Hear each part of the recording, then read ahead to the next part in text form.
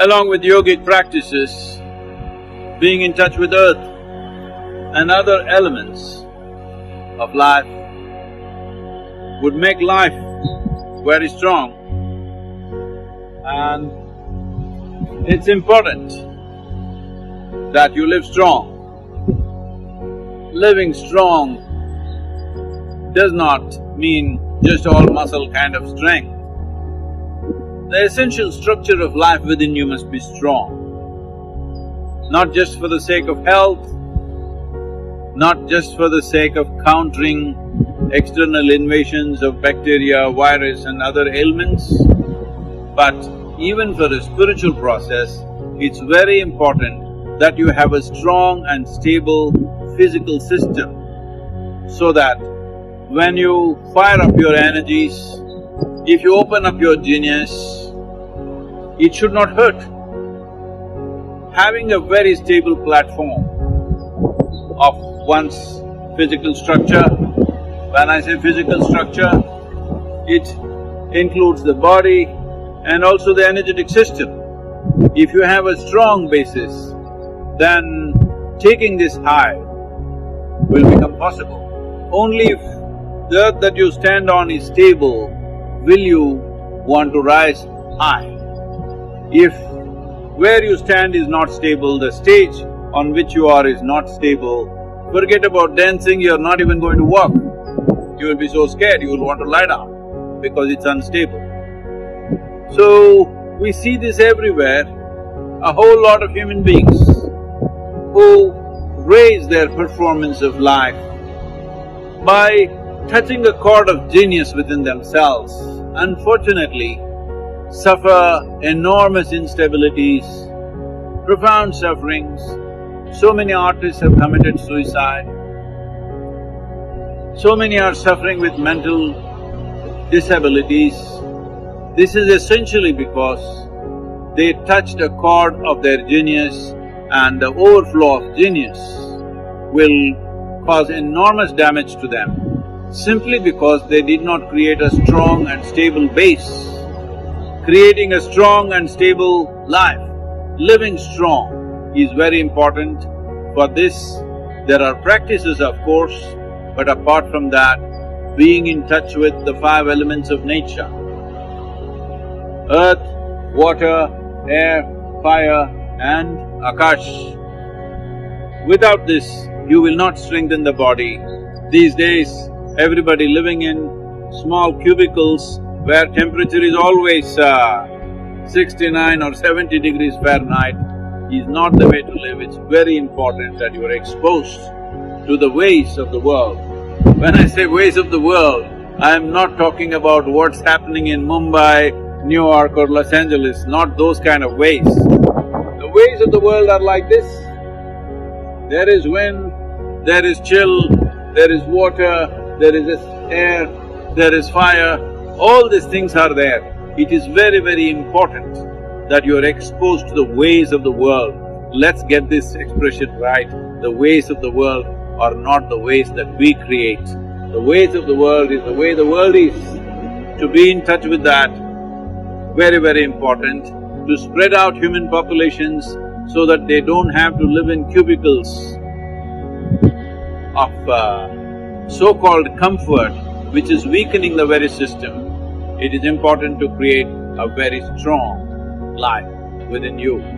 Only if you do this, your ability to rise in terms of creativity, in terms of activity and for highest levels of spiritual experience also, you need a stable body, otherwise when you rise, something will collapse.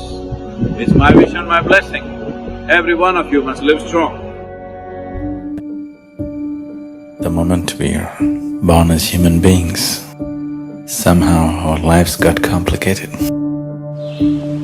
If we had come here as any other creature on this planet, life would be very simple. Eating, sleeping, reproducing and dying one day. Now we have to do all those things, but somehow where you are right now, wherever you may be, is not enough. Isn't it? You want to be little more than what you're right now. If you know only money, maybe you're thinking of little more money. If you know only pleasure, maybe little more pleasure. Power, little more power. Everybody is wanting to be little more than what they're right now. The process of desiring is continuously going on.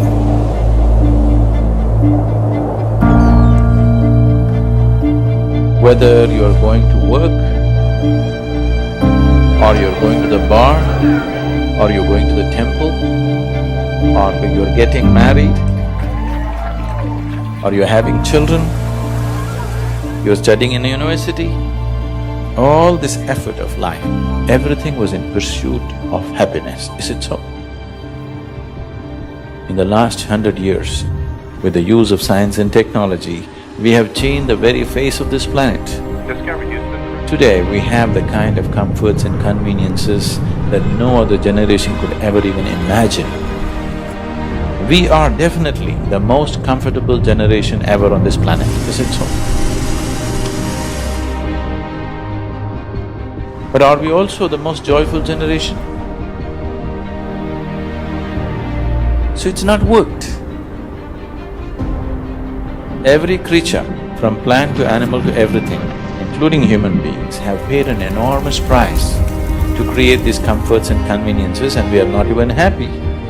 What is the point?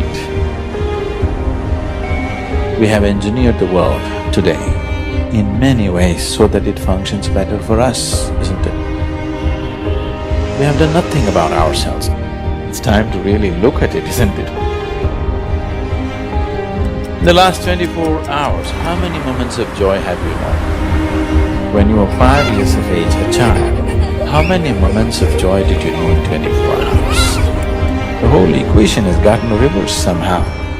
It doesn't matter where you are sitting in a palace or in heaven, but your inner situation is not good, it doesn't matter, isn't it? This mind could have been a source of ecstasy, but this mind has become a source of misery for most people, tension, anxiety, depression. Why? You just don't know how to handle it, isn't it?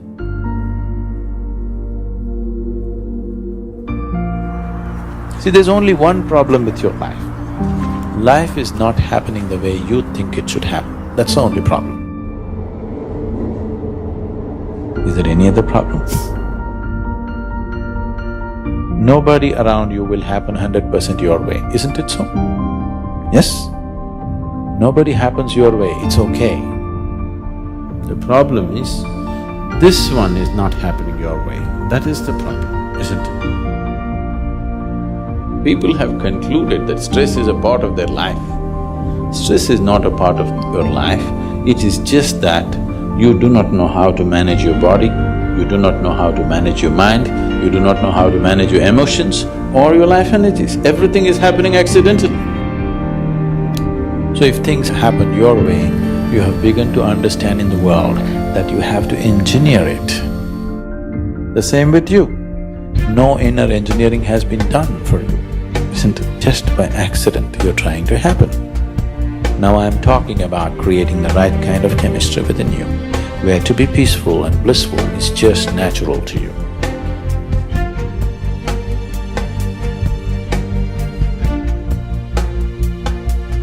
That which is the source of creation is functioning within you every moment of your life. It is just that, have you kept access to that dimension or not? Organizing the 4 basic elements of your life will give you that access. There are tools and technologies to do this. The whole science of yoga, the whole technology that we refer to as yoga is just about this, transforming yourself from being just a piece of creation to become a creator.